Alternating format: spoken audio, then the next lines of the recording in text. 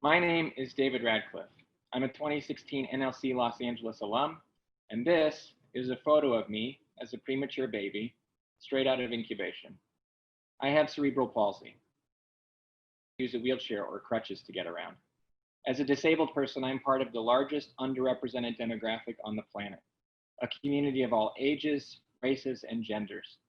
And thanks to COVID-19, this community is about to get pretty crowded in the months ahead. So let's talk candidly about disability in America. Many of the earliest victims of this pandemic in Alabama, Georgia, and New Orleans were people with disabilities, including a gubernatorial appointee. Patients were denied ventilators on the basis of disability. And recently, a man named Michael Hickson died after doctors terminated his COVID care over the objections of his wife and 5 children. In a recorded conversation, one of those doctors indicated that Mr. Hickson's inability to walk informed their decision. Mrs. Hickson asked, "Why do we assume disabled people don't have quality of life?" That's a good question.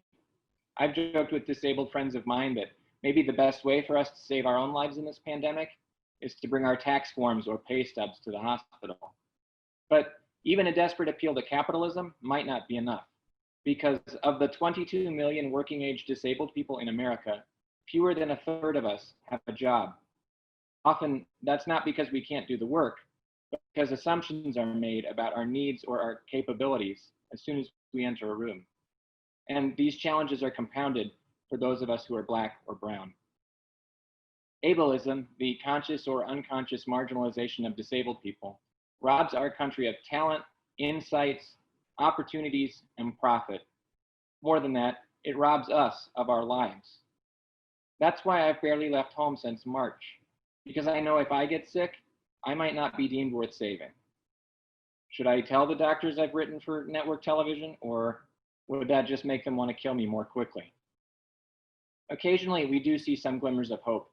In the earliest days of this pandemic, schools, businesses, and nonprofits began to adopt a work-from-home format. Theaters and concert venues began to stream their art accessibly online.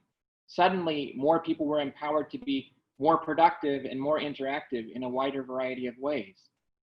But accommodations here to stay? Probably not. They didn't come about because disabled people asked for them. They came about because the non-disabled majority realized that in this current crisis, they benefited from accommodations as well. And through it all, we continued to see crowds gathering during a pandemic. People reassuring each other that coronavirus only impacted high-risk populations, disabled people, elderly people, expendable people like me. Last month marked the 30th anniversary of the Americans with Disabilities Act, legislation that helped secure me some great education and some enviable parking. But as so many people in this audience know, it's impossible to legislate a mindset.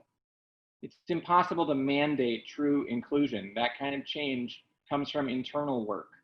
So I'll just ask the tough question of our progressive audience here today, of leaders in law and transportation and education and politics. Where are the disabled people in your professional sphere? Are we seated alongside you as you work to solve your city's housing crisis? We should be, because homelessness hits our community hard. Are we folded into your conversations about law enforcement and criminal justice? We should be, because half of all Americans killed by police have a disability. Are we part of your HR team, your media outreach, your urban planning efforts? Are we leaders in your organization, or are we inspirational mascots and figures of charity? What might you be by not having our lived experience in the room? Because if you're looking for people who persevere through challenges, who solve problems creatively on the fly, who work well with others in an environment that rarely seems to have us in mind, I know some people like that.